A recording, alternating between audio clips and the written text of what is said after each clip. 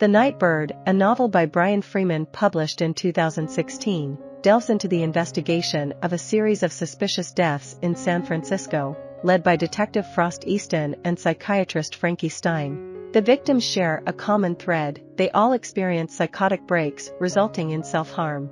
Frost becomes acquainted with Frankie when he discovers that each victim had sought treatment at her controversial therapy practice, which claims to erase traumatic memories. As they pursue their own inquiries, a mysterious individual known as the Night Bird begins to target them with cryptic messages related to the murders. The case takes a dramatic turn as Frankie must confront her own past and confront the extent of her involvement in the crimes. The narrative commences by introducing Frankie and her involvement in the initial murder investigations. Francesca Stein is a highly respected psychiatrist who runs a successful practice, utilizing innovative techniques to help her patients overcome phobias and obsessions by modifying their memories. However, her practice is put on hold when two of her patients die under circumstances classified as psychotic breaks by the police. While her therapy methods come under scrutiny, new evidence emerges, suggesting that the deaths were intentional acts of revenge against Frankie. The perpetrator has acquired knowledge of her memory-altering techniques and now employs them to intimidate and implicate her. The focus then shifts to the death of Lucy Hagen, the second young woman to fall victim to these psychological manipulations. On a fateful evening, while driving home from a party with a group of friends, Lucy suddenly experiences a severe panic attack atop the Oakland Bay Bridge. In an attempt to alleviate her distress, her friend Bryn Jameson increases the volume of the radio and encourages her to sing along.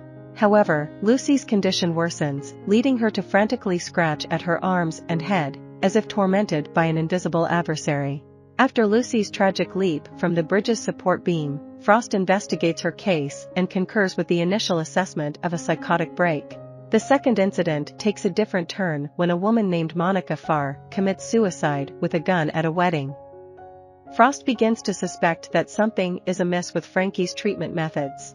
However, when he delves into the recent death of Christie Park, he starts to uncover connections between the cases. Each episode of Psychosis seems to have been triggered by a song titled Nightingale. Through his meticulous investigation, Frost uncovers a chilling revelation: the Night Bird has hacked into Frankie's cell phone and is using recordings of her therapy sessions to orchestrate his sinister, psychiatric interventions.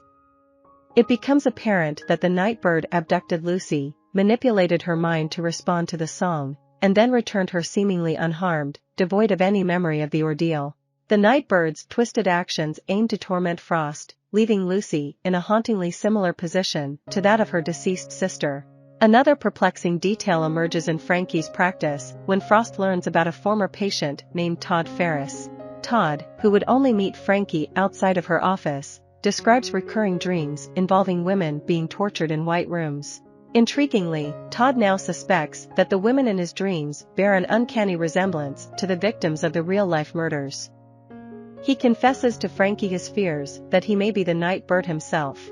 However, both Frankie and Frost harbor suspicions about Darren, a local youth who was acquitted of the rape and murder of a college student named Marilyn Summers. Although Darren's DNA did not match the evidence found at the crime scene, the police believe he tampered with it during the investigation. Frankie and Frost suspect that Darren is framing Todd for the Night Bird killings as well. With Darren's murder and an attempt on Frankie's life, the protagonists find their previous hypothesis shattered. While the police celebrate the death of the presumed killer, Frankie's memories of her sessions with Darren start to resurface. She vividly remembers his intense fear of the color white, stemming from a childhood trauma when he was trapped in a collapsed snow fort and nearly suffocated. Realizing that Darren's phobia would have rendered him unable to torture women in rooms with white walls, Frankie reaches a breakthrough. In a pivotal moment, the protagonists stumble upon a photograph of Todd and Marilyn singing together during their grade school years. This evidence of their close friendship leads them to deduce that Todd sought revenge for Marilyn's death and murdered Darren. Finally, at the conclusion of the novel, they have the evidence they need to charge Todd as the Night Bird, bringing justice to the victims and closure to the harrowing case. I hope you enjoyed this video. Leave a like if you did and be sure to subscribe. Thank you.